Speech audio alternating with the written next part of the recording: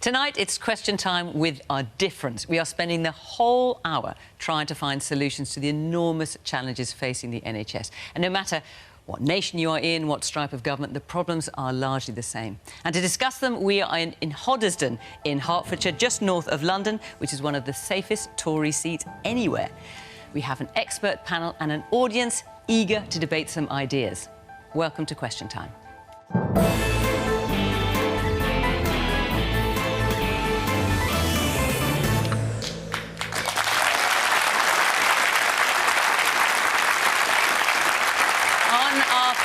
From the government, Will Quince, who's a Minister for Health and Social Care. The Colchester MP has been in his current post for a matter of months.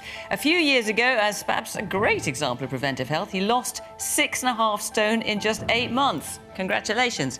Wes Streeting is the Shadow Health Secretary. He says the NHS is broken, and Labour will commit to the biggest expansion of recruitment in NHS history if they win power.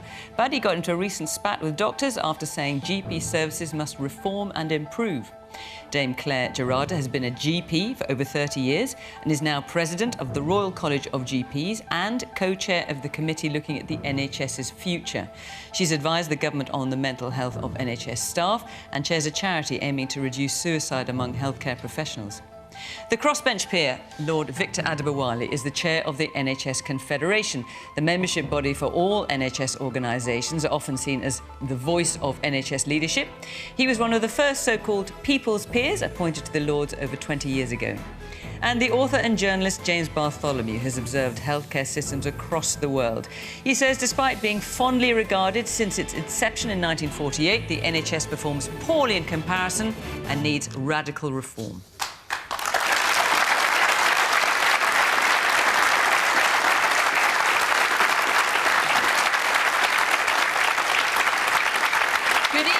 To our panel, to our audience here in Hoddesdon, and of course to you at home. Well, we are all aware of the intense problems facing the NHS. Many, though not the government, are calling it a crisis. So what is going wrong? I'm not going to give you an exhaustive list, but just to get a bit of context. Record numbers are on waiting lists, waiting longer for ambulances, and huge numbers are stuck in hospital waiting to leave to get social care. There are problems with staff vacancies, but we do have more doctors and nurses than before the pandemic, but they are treating fewer patients and excess deaths are worryingly high. Our outcomes can be poor. We have the worst cancer death rates in the G7, for example. We have fewer GPs and of course, there's a small matter of strikes in the NHS. We are going to look for solutions tonight. We've talked about the problems for many weeks now. We're looking for solutions, and we're looking in 5 different areas. So the structure and funding of the NHS overall, hospital care, GP care, social care, and of course, mental health care as well. So that's how we're going to do the programme. Join the conversation on home, on social media in the usual way, and let's hear what you've got to say as well. Let's take our first question from Ruby. Ruby Adesouyi. Well, is a completely free NHS based on its original goals still a realistic option? Is a completely free NHS still a realistic option? Wes? I think it has to be. When I had kidney cancer last year, the one thing I didn't have to worry about was the bill. And I think it's that central founding equitable principle of the NHS, a publicly funded public service, free at the point of use, that has made the NHS a loved institution for 75 years. And it's in defence of those principles that we need to reform the NHS to make it fit for the 21st century. Because Fiona's given us the diagnosis of what's wrong. It's not the model of funding that's wrong, it's how we spend that money and how we deliver care. If you compare the NHS to other countries that have better outcomes, we're basically top of the table almost when it comes to spending in hospitals, but we're either at the bottom, near the bottom, or seriously lagging behind in primary care, general practice, in social care, in mental health, in community services, which means we do late diagnosis, which means less effective and more expensive treatment. And one of the tragedies of where the NHS finds itself today is that if people can't get a GP appointment, which costs on average £40 for an appointment, they end up turning up at A&E, which is overstretched and costs as much as £360 on average per appointment. So we're in the worst of all worlds at the moment, where we've got a broken health system that's costing us lots of money and delivering poor outcomes.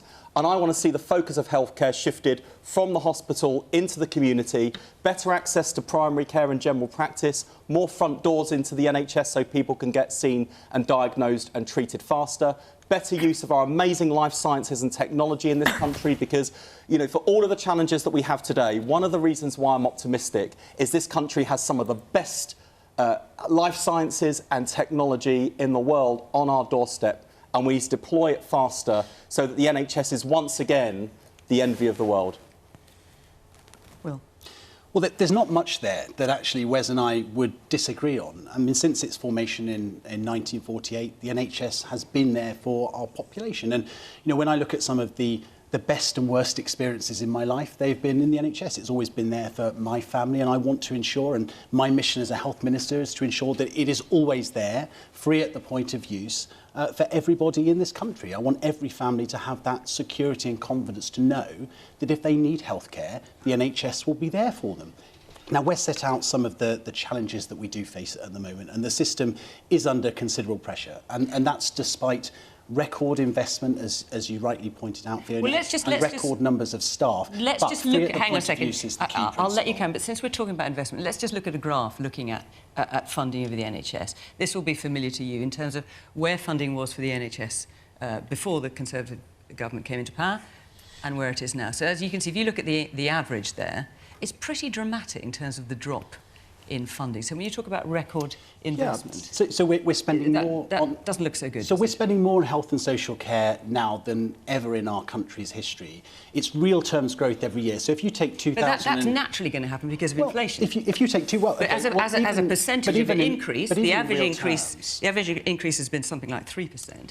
But when you look at that, it's more like 1.6%. But even in real terms, if you take, for example, 2010, it was around £100 billion that we spent on the NHS. By 2025, it'll be £166 billion. And actually, if you look at when the times were tough, for example, when we came out of the economic crisis in 2008, 2009, the coalition government actually, despite having to make reductions in spending elsewhere, prioritised the NHS. OK, so we're talking about solutions. And we're doing exactly the same now, Fiona, with an extra £14 billion So in terms of funding, no change there. Structurally, anything that you would change? So, there are lots of things, and the NHS will always need to be reformed. But what I don't propose, and I don't think is sensible, is some of the large structural reform like Wes is proposing, that would not just be hugely expensive, but would also be hugely disruptive. But where Wes is right, actually, it's our life sciences, genomics, gene cell therapy, and some of the really exciting transformational work.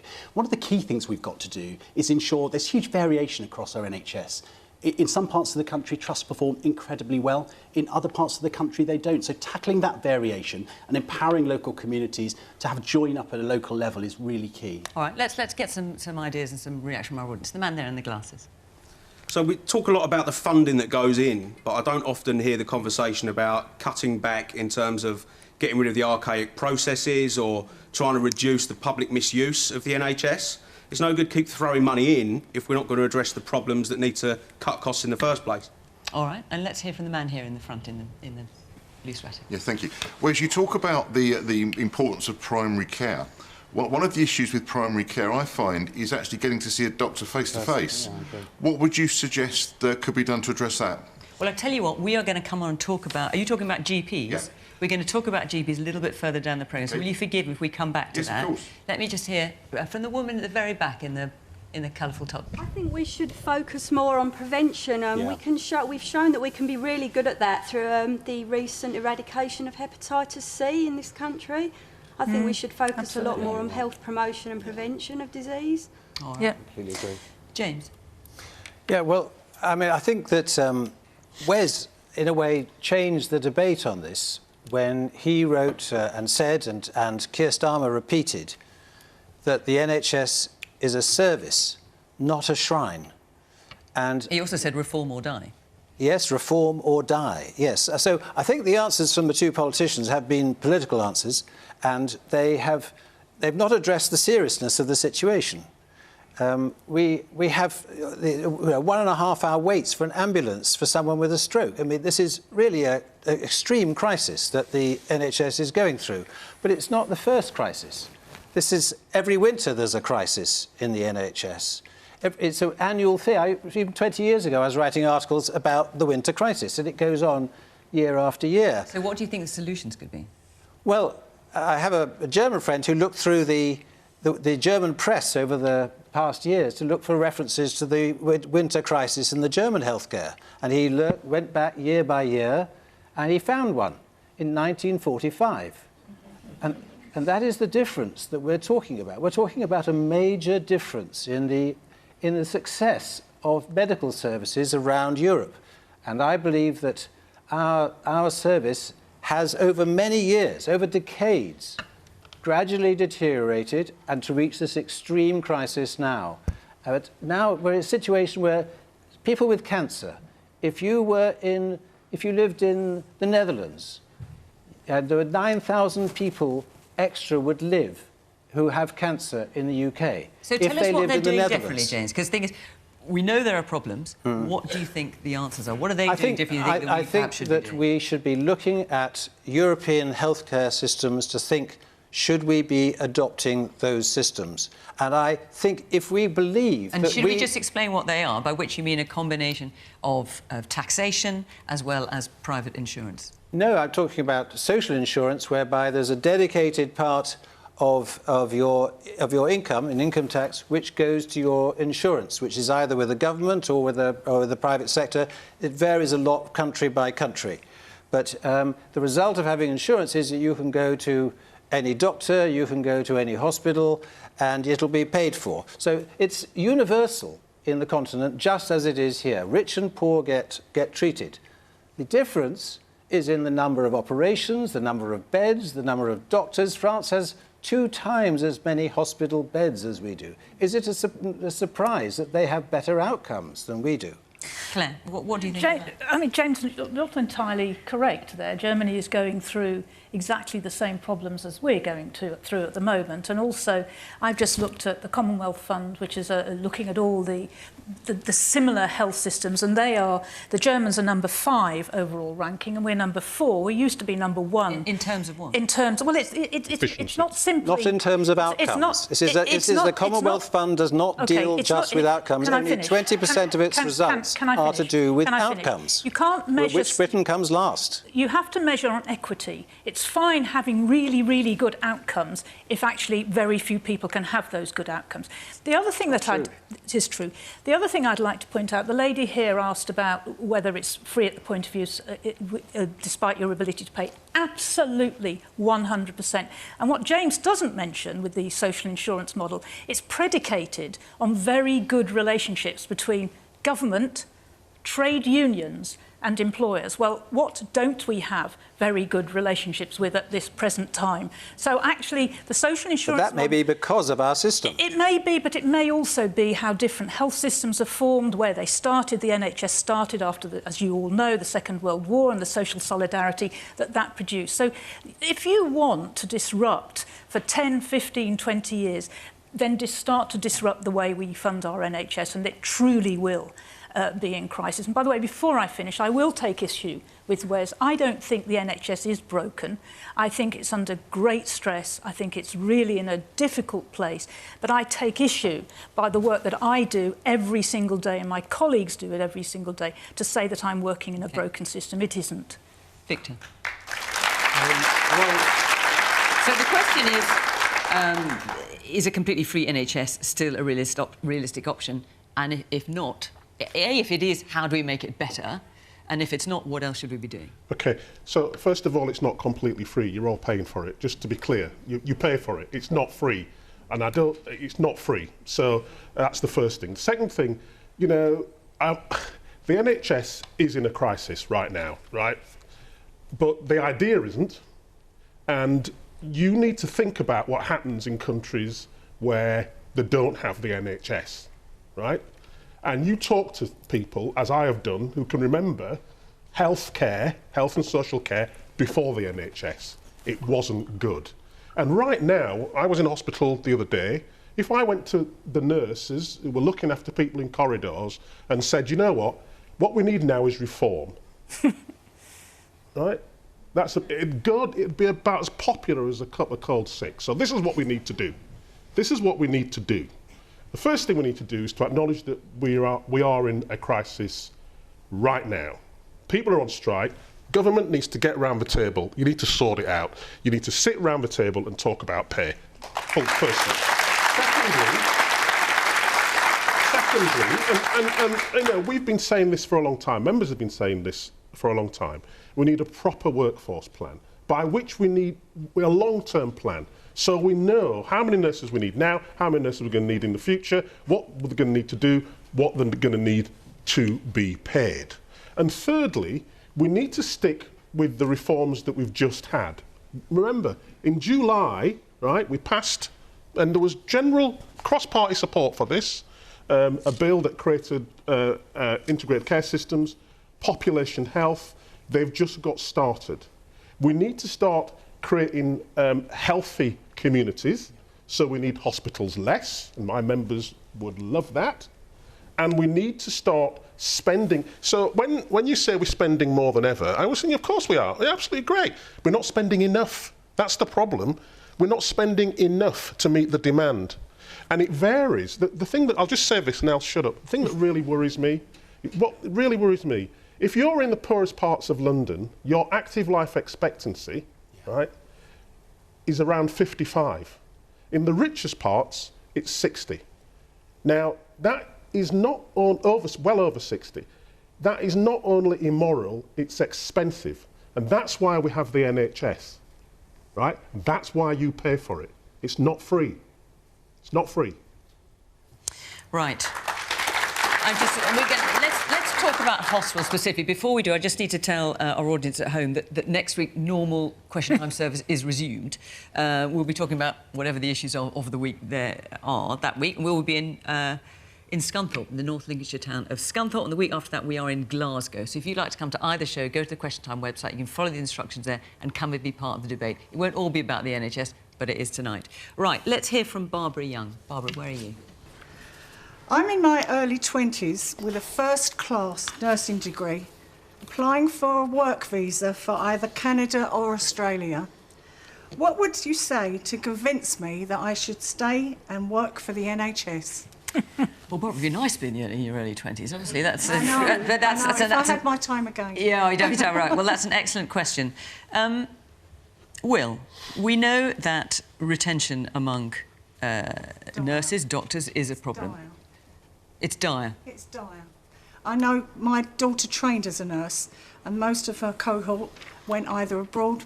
They haven't stayed in the NHS because they're sick and tired of the pressures of the agency staff that don't turn up and just being dumped on all the time.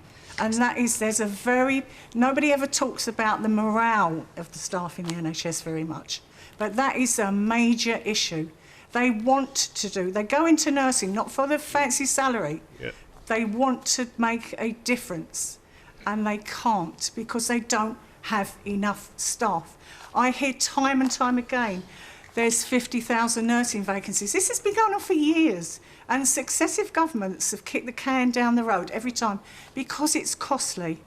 And we have to decide, do we want an NHS or don't we? Because that's what it's coming to. Well, Will, no doubt you will test that there are more doctors and more nurses than there were since before the pandemic, but nonetheless, the UK has fewer doctors and fewer nurses, what we're talking about here, and fewer hospital beds per person than the EU kind of top 14 average. So what would you say? And I'm sure we've got nurses. Have we got nurses in the audience here?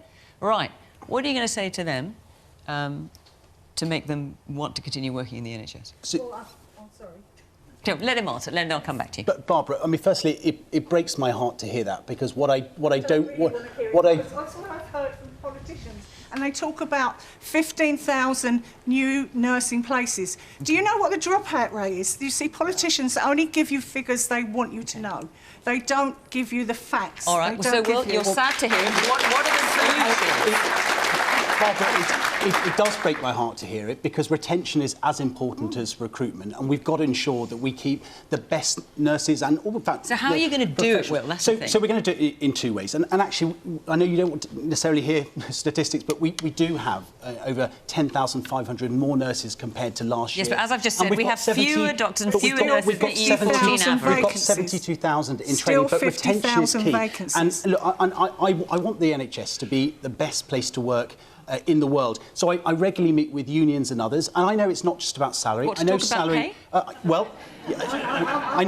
pay? For next year, yes, of course we have. But I know salary is important, but working conditions, working environments are too. And I'll continue those conversations. But you rightly picked up on workforce. What are you going to do? We've commissioned NHS England to undertake and publish a long-term NHS workforce plan, which Victor pointed to, setting out 5, 10, 15 years. Well, I said we've got 72,000 nurses in training, but as Victor said, we've got to look to the future. And that workforce plan that the Chancellor set out is going to be independently verified, so we can plan for the future and make sure staff working in the NHS, like your daughter, do get that support and have the workforce and work numbers that they need. OK, so Victor, what Barbara is talking about is not only staff numbers, but also the conditions that staff are working in and how tough they're finding that. So what are the answers? My mum was a nurse.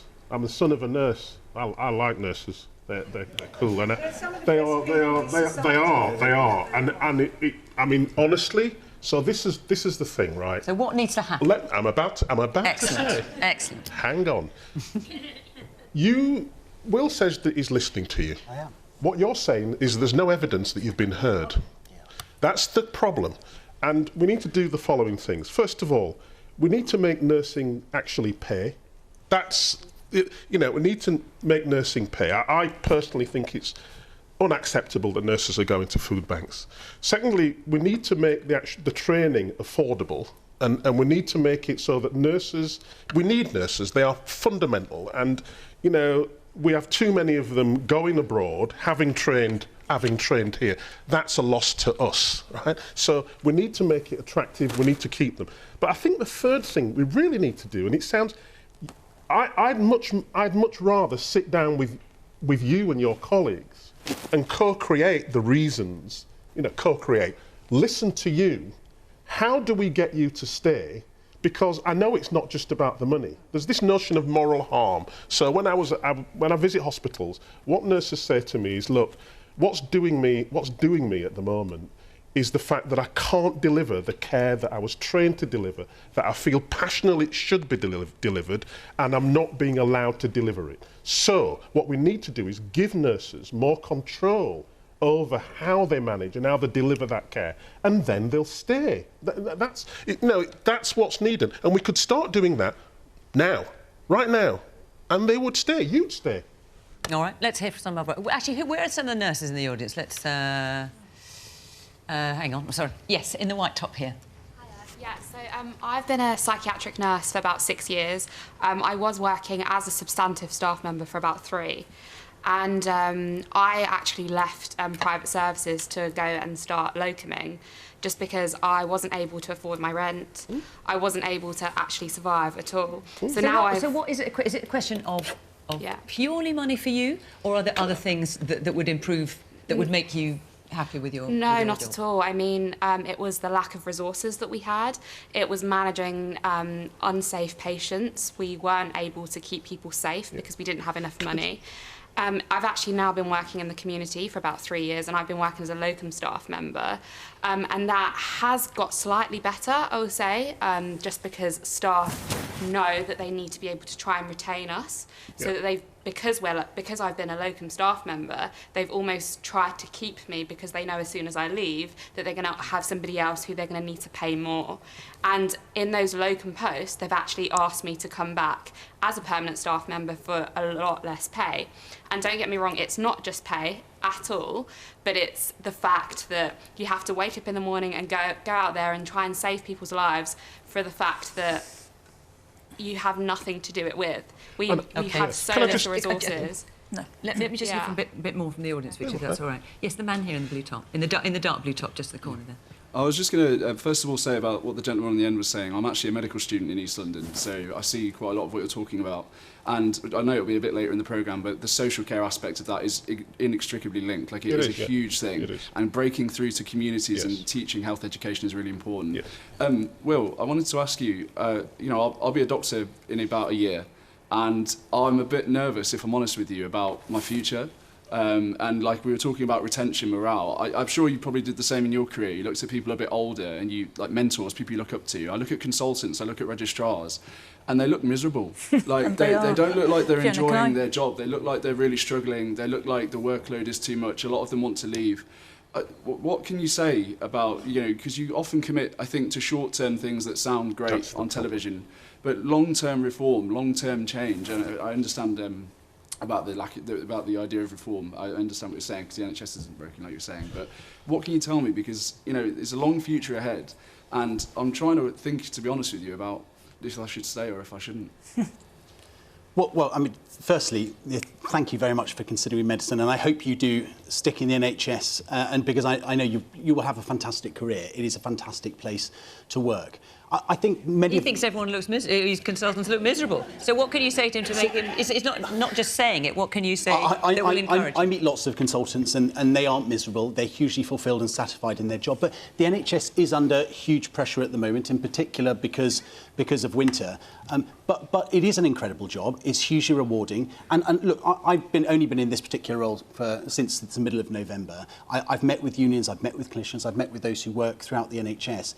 I'm genuinely listening. I want the NHS to be one of the best places in the world to work. So yes, we're talking to consultants. I need to speak to some medical students. I do speak to GPs. Because, yeah, and I know the pressure GPs. Well, no, because under everyone too. always assumes. So the answer I would give you, by the way, is you'll have a wonderful career as long as you become a GP. Special pleading there. But what I would also say, in all seriousness, is till very recently I ran a service for doctors and dentists and now nurses with mental illness. And I know statistics sometimes get bandied about. Let me just give you one.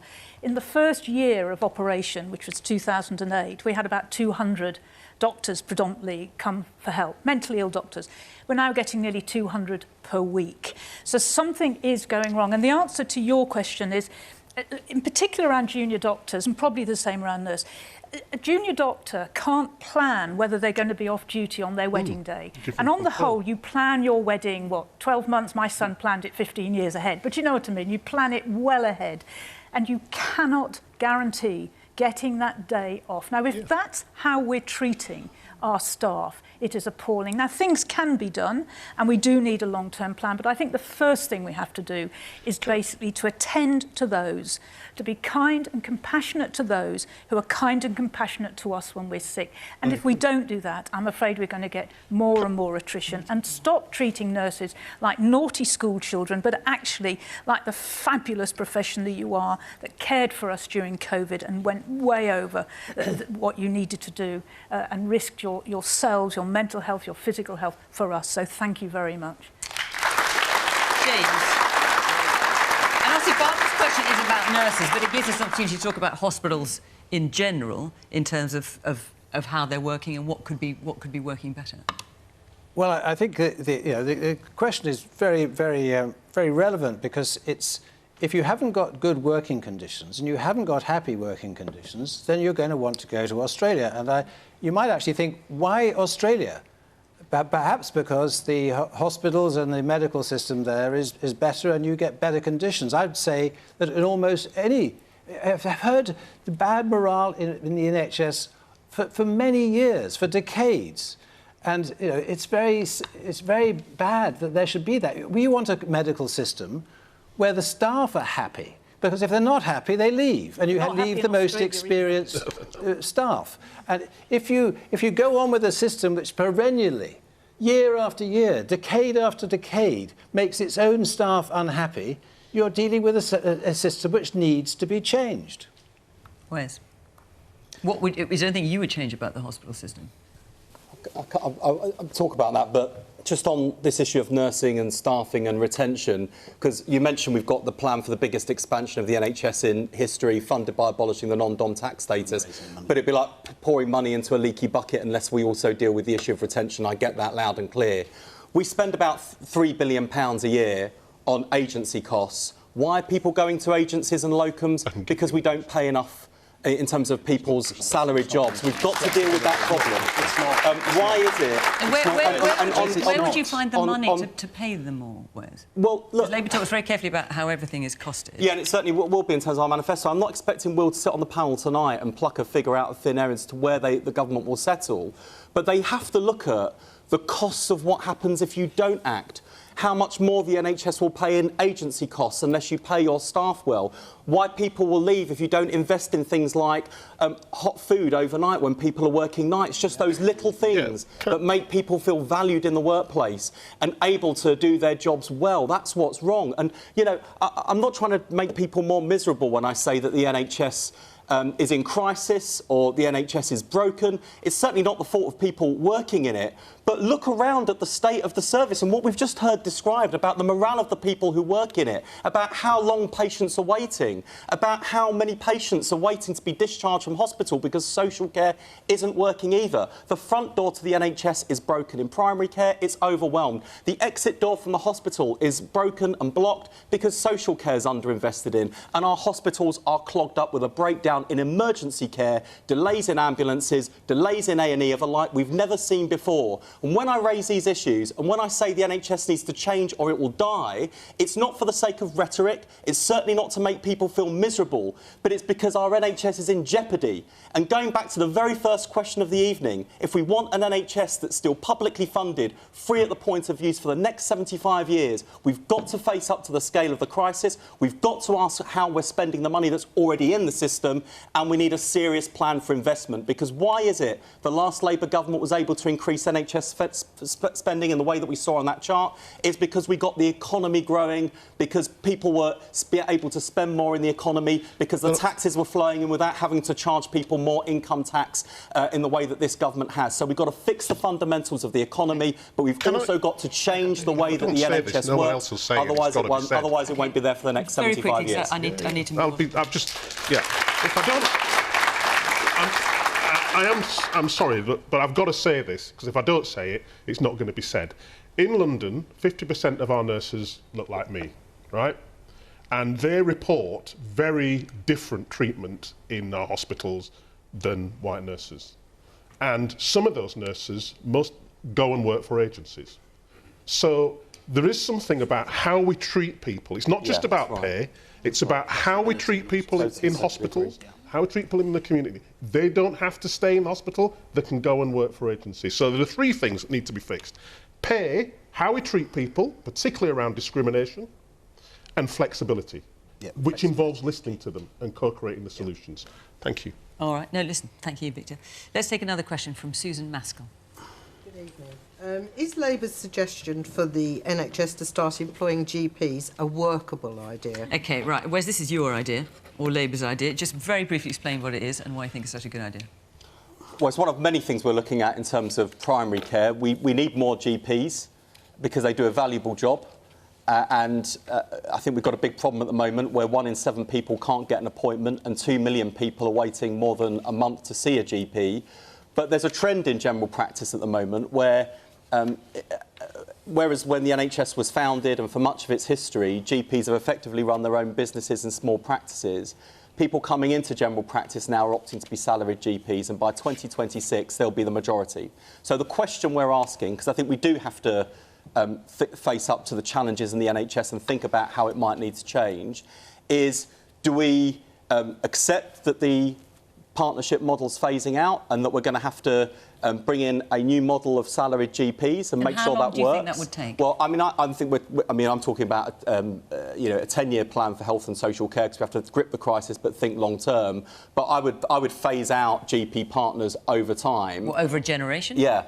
Or the OK, so it's a long-term plan. Of course it is, because, I've seen what Will and others have said. I'm not about to come in and just nationalise the entirety of general practice and alienate a whole bunch of people who've built successful practices. I don't want to get rid of good practices. But the question for me is, either you bring in a new model of general practice to meet the trend, or where we've got GP partners saying, actually, don't throw the baby out with the bathwater, this is really valuable. Well, OK, but tell me how we need to fix it then, because at the moment it's withering on the vine, and that's not good for anyone. So that's one of many things that we're looking at to fix the front door to the NHS and primary care, because if we get that right, everything else becomes so much easier, faster diagnosis, better outcomes and better value for taxpayers' money. Claire, there was a bit of an old-fashioned look going across your face there, I have to say. So as I'm worried you put us in arm's reach as well, because we disagree on this. So as a GP and head of the Royal College of GPs, are you in agreement? Well, the first thing that's important is we've got to deliver good care for patients. Yeah. All right. And the second thing we have to say is that there are different models already emerging. So there's salaried doctors, there's big multi-practices, and there's GPs who are employed by acute hospitals. And there's also what I am, which is a GP partner. And I've been a partner now for nearly 34 years in the same practice, with the same community, almost with the same patients. And it's been very stable. The problem we've got isn't the model, it's actually what we're expected to do. We are now doing more and more of out-of-hospital work. We're inundated with work. And unfortunately, as a partner, you're the last man or last woman standing. So you do your day's work. You're the last one to switch the lights off when you leave. You'll log on at home after not me, but after my colleagues put their children to bed, and you log on first thing in the morning before you go to work. So the actual job that we're doing, rather like the lady who talked about nursing, is unsustainable. And that's the problem, where it's not the model, but it's the unsustainability. What would you need to do to Claire, fix can it? I just want to show a graph, because if you're saying at the moment that GPs are inundated and cannot cope, let's just look at a graph which shows, compared, again, I'm just comparing it this is from the OECD. When you look at OECD countries, when you look at where the UK is in terms of treating people in hospitals, we're right at the top. Yeah. But when it comes to the kind of care that you're offering, we're right at the bottom. Yeah, so we're treating far more people in hospital and far fewer people when it comes to primary care. Well, but you're saying that actually you're inundated. Well, I'm just looking at the graph. Today, I mean, the graph is there. Sure, I can't understand that graph, maybe. Well, it's a reputable graph from the OECD, but you're saying you're doing too much already. Right, today, 1.3 million people were seen in general practice. That is 5 times the amount that was seen in outpatients and 15 times the amount that was seen in accident emergency. Yet you would think that we had a national hospital service. General practice is rarely mentioned. It's often forgotten. Yes. So the myth is that we're not working. When I started in general practice, 90% of all patients with diabetes were looked after exclusively in hospital. Now 90% is looked after by me, and that goes for the same for heart failure, for respiratory disease, for depression. With that work hasn't come the simultaneous shift of resources. Yeah. Now, Wes has asked what we'll do. I'm very happy to send you a list of what you should do. You should look at the incentives for continuity of care. I'm sure all of you... We've committed to that. ...want to see the same doctor or the same nurse in order to deliver you proper continuity. Yet we have a fixation, not a fixation, but we have a focus on access, only access. 45% of patients seen today were seen on the day they asked or the next day. OK, so we are seeing patients. That's number one. You've got to sort out the locum issue. You've got to sort out why it is better for that young nurse to work as a locum rather than to work in a substantive way, which I suspect would give you much more stability in your life. So there are things you can do, but please, please don't throw out the jewel in the NHS crown, which delivers innovation, continuity, flexibility, and enormous value for money. Yeah. OK. The woman in the front in them. Hi, so my name's Ezgi. I'm a GP trainee, so I'm a junior doctor.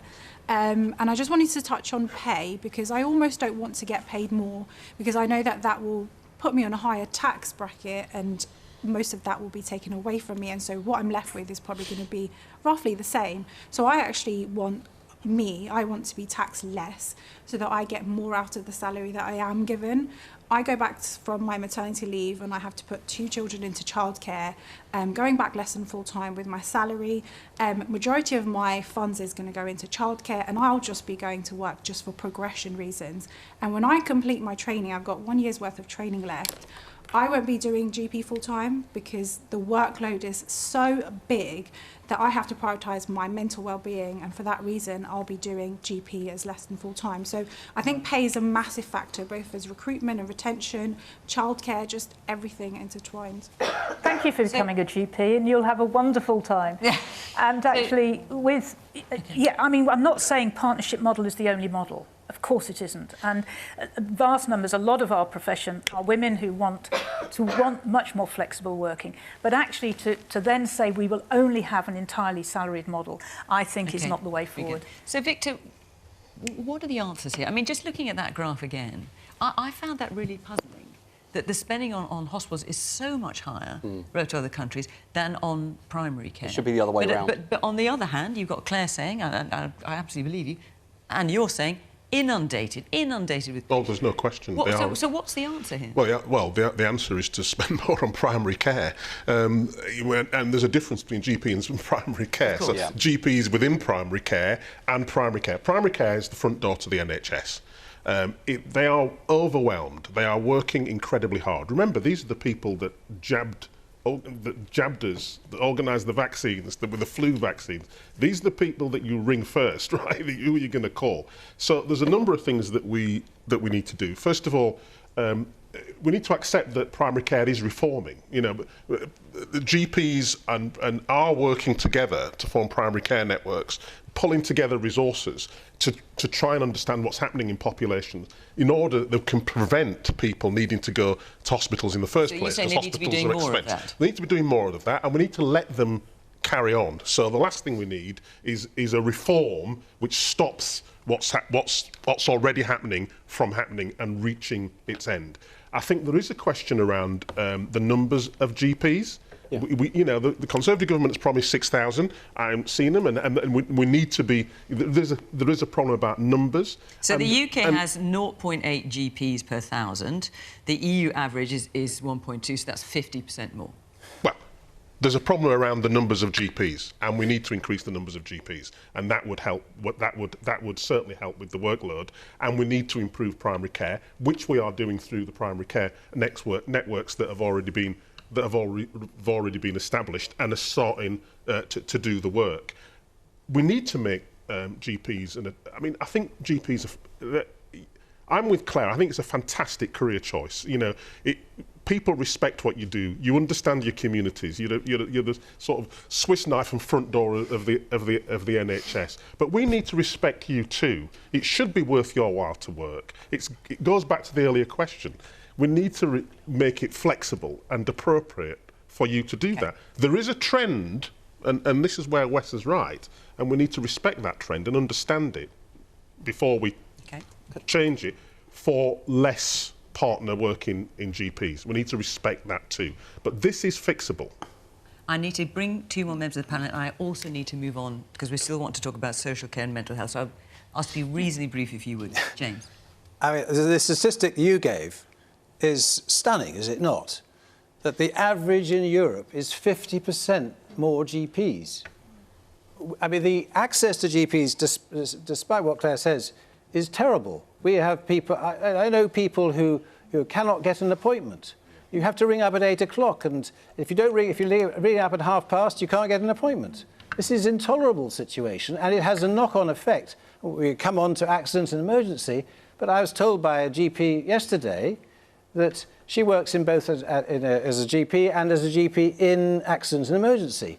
She says in accident and emergency, 80% of the people she sees would not have needed to be there if they'd seen a GP previously. Right. So is the answer coming back to your idea of changing the funding model? Is that what you think it is? Yes, I mean, basically we don't get enough bang for our buck in the NHS system. We don't get enough healthcare for our buck. They get 50% more in Europe, and they don't spend much more money. But it's because we're spending it in the wrong... It's absolutely vital. It's because we're spending it in the wrong place. Don't remain closed-minded to the idea that we have to stay with this model. But it's not about how we raise the money. It's about where we spend it. Gives us more healthcare. Will? So I mean, when you hear statistics like that, which of course you will be familiar with, it implies that there's something not quite working. So I'm with Claire on this, and I think the last thing general practice needs is a top-down reorganisation. I think general practice is the jewel in the crown. Esme, I'm really pleased that you're going into general practice. Not only is it hugely rewarding... She's having doubts, actually. So I mean, so what do you...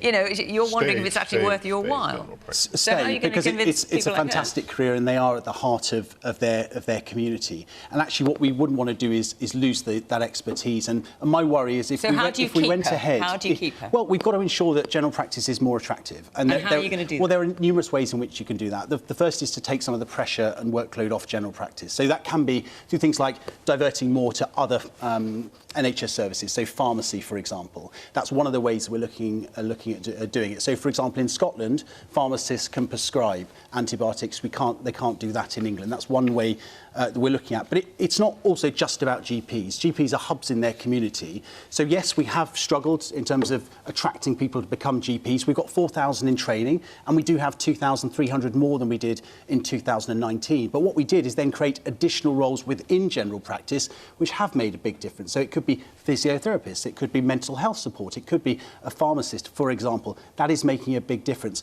As Claire rightly says, there are around 1.3 million appointments in general practice every single day. That's 80,000 a day more than during But that doesn't make a difference if you're on hold at 8 o'clock in the morning and then told you'll get a call sometime between 9 and 5.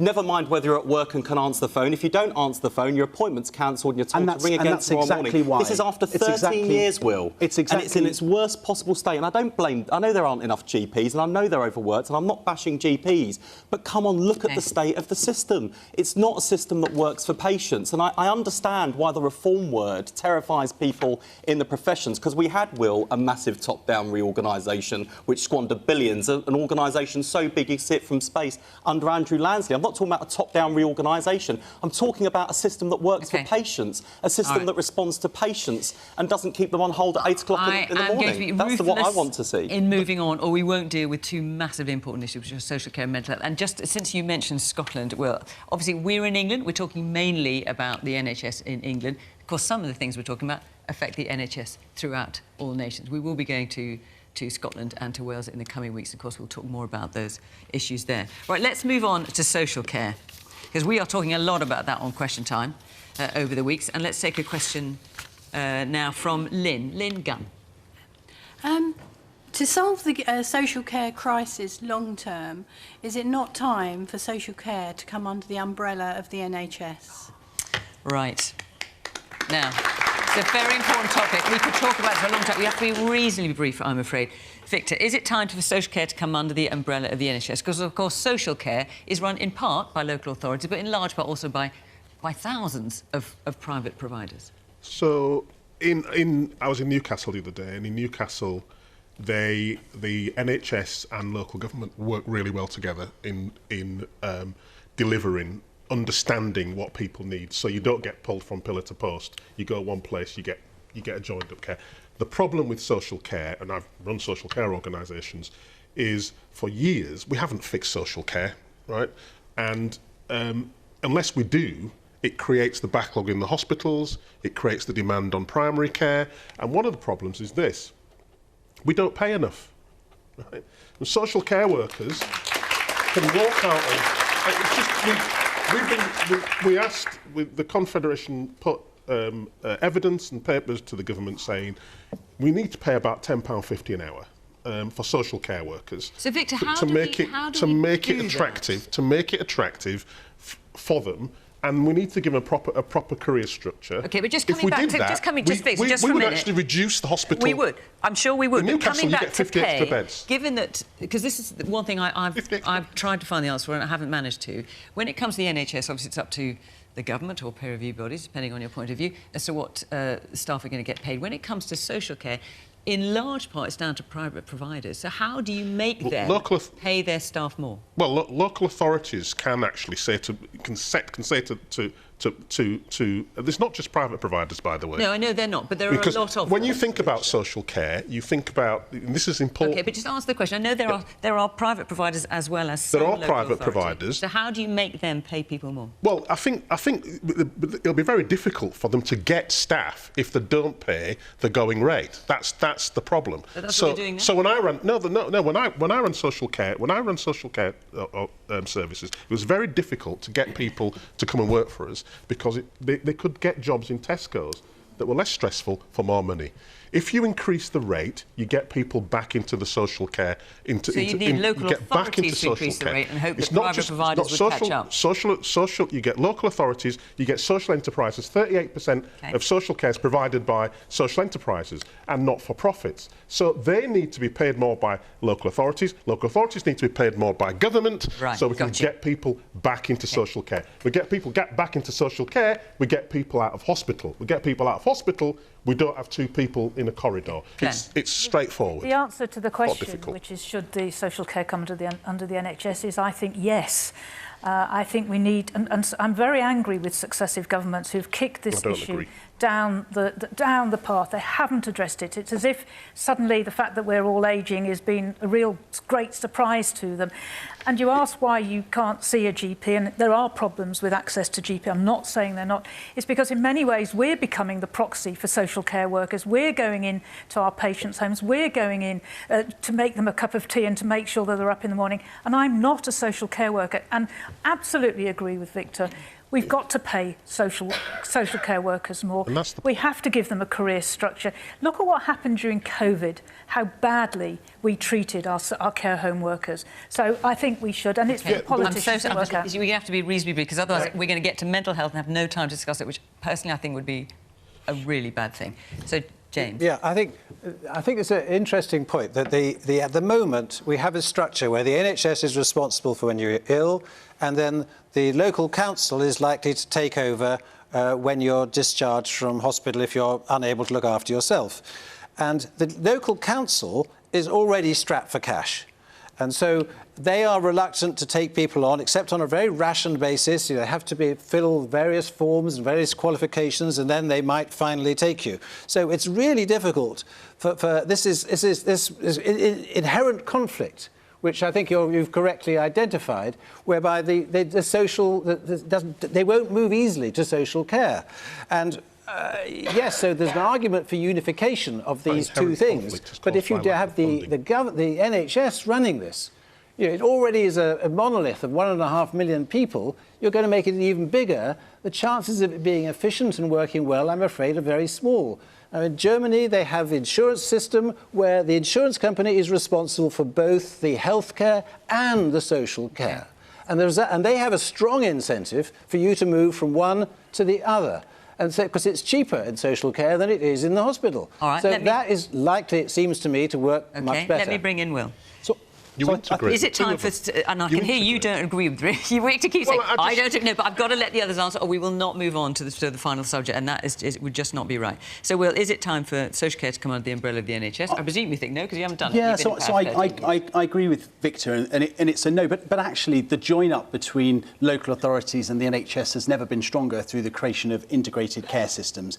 And they are relatively new, and integrated care boards, but they are working, and that join-up is happening. We spend about £21 billion a year on adult social care, and we recognise the challenges in social care, and where Victor's absolutely right, many of the pressures on our hospitals and urgent and emergency care are actually driven, as you rightly say, Fiona, by those 13,500 people who are medically fit to be discharged but in our hospitals. So the answer is more investment in social care. That's why we're putting up to £7.5 billion in over the next 2 years. Wes, briefly, I'm afraid. I don't want to merge the NHS and social care, but I would like to, over time, build a national care service where wherever you live in the country, you've got national standards, national expectations in terms of the provision of care, staffed by people who are paid well, have a good career structure, and where actually, if you can put it on par with the NHS, people can move from careers in social care into the NHS and vice versa, because they are different, but they have complementary skills, and the workforces in both the NHS and social care have a lot to offer each other.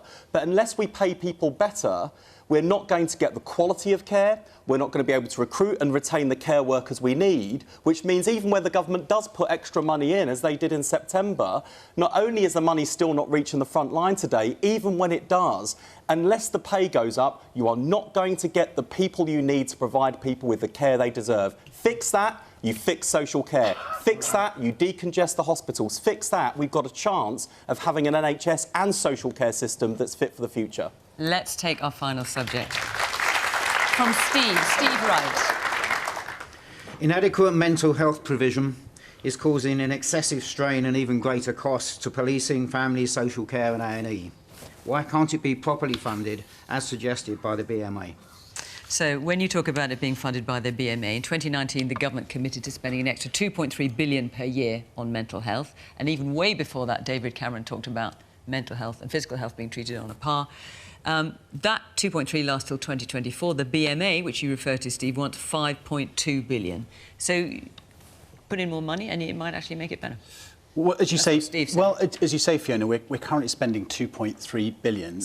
But Steve's question is why are you not funding it as recommended by the BA, which is twice that? Well, I haven't seen that BMA figure, but as I say, we've committed to an extra £2.3 billion a year. I recognise the challenges that Steve faces. I've been in accident and emergency departments. Although they're relatively small numbers, they do take up the patients take up disproportionate amounts of time of both police and so NHS is that staff. your answer, that the money that's committed, that's it? Well, no, it's also about doing things differently. So, for example, we're investing an extra £150 million in capital, so mental health ambulances, mental health. I remember from my time as Children's Minister, we're investing in mental health support teams in schools. We've got 287 up and running at the moment, 500. So building resilience too. But yes, we do need to do more in this space. Parity of esteem is really important, and it is one of the big issues which we need to tackle. We've got very few minutes left, which I'm very sorry about, but Claire, if we could... Well, I absolutely agree. I think, of course, most of my day is spent dealing with mental health, but I'd just like to say some successes, because I think we always think of failures.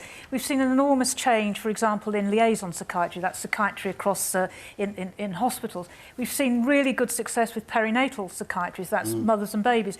We've seen increased funding in eating disorders. And we've currently got a plan, there is a plan to put a mental health worker into every school. So I think, to be fair, and we've got what's called the IAPS, improving access to psychological treatment, which is the envy of the world in terms of how easier it is to access counselling. So I think we've got to be fair where things are working. We can way to go, but I think there are some good examples around mental health. OK, Victor. Not good enough, I'm afraid. I think those things are good, and I think you're right, Claire, to raise them. But we've been waiting for a 10-year vision, 10-year plan for mental health for 10 years. It's not here, and we need it. I am really alarmed about the increase in the numbers of young people that are turning up, really damaged. And we also know that people with long-term mental health illnesses die on average 20 years before others of physical illnesses. So we have a major problem which has been ignored for too long, and my members are really reeling under the pressures of the mental health problem. So we do need to return to mental health. I think we need to... it is a funding issue, but it's also a policy focus issue. Okay. And so that's why I'm pleased that you've actually brought it up, because it's the one thing that we never talk about, but it drives demand across the NHS. Yeah. OK, Wes? So as part of our plan to put more services into the community through things like district nursing and health visitors and more general practice, we want mental health hubs in every community and mental health support workers in every school. And to fund 8,500 extra workforce you'd need to do that, we would close a tax loophole that benefits private equity fund managers, which would enable us to do exactly that. And in doing that, not only does it mean we'll reach people before they reach crisis point, because what happens at the moment, loads of people go in with mental ill health and are told, sorry, we can't help you yet, you haven't reached crisis point. The NHS should be working the opposite way round. We should be preventing people from getting to crisis point, which is worse for them and more expensive for the taxpayer. When they do get into crisis, they go for crisis house. Yeah, exactly. And if we do that, we can help people with their mental health and alleviate pressure on GPs at the same time. I'm afraid the reality is, despite whatever these politicians may promise, that mental health will always be underfunded under this taxpayer system, because there will not be the money to pay for the things that they talk about. They will just not be there. And it'll be forgotten, because it is a Cinderella service, and it will always be a Cinderella service as long as it is funded by taxpayers, because there's so many competitions for taxpayers' money. And Wes Streeting, he's spending money on everything he's talked about. Yeah, but I've also said... He's only funded one. I've said exactly how... No, I've said we do not know the numbers. No. I said exactly where the money would come from. Hang on, I can't hear what you're saying. We have a double think going on here. We have a double think going on here, whereby everybody here acknowledges there's a crisis, but nobody here, except me, is willing to say we need a different system. You just go on, it's a crisis, but we go on just as we are. That is fixing the message of everybody. We're out of time. I sort of feel like we come back full circle because we're now talking about the structure of the NHS and back to that. I know you all want to come back in. I was just stunned by his optimism. I'm afraid our time is up. See, forgive me for not coming back to you because I wanted to hear about your personal experience, but I'm afraid we are out of time. So much to talk about, so little time it feels. Thank you very much to the panel for coming along this evening. Thank you. Do you think... Did we hear some answers? Some solutions? Not really. My God. Well, we tried. We tried, didn't we? We certainly tried. Thank you at home for watching. Next week, we will be in Scunthorpe. Apply if you want to be in the audience there from Question Time in Hoddesdon. Bye-bye.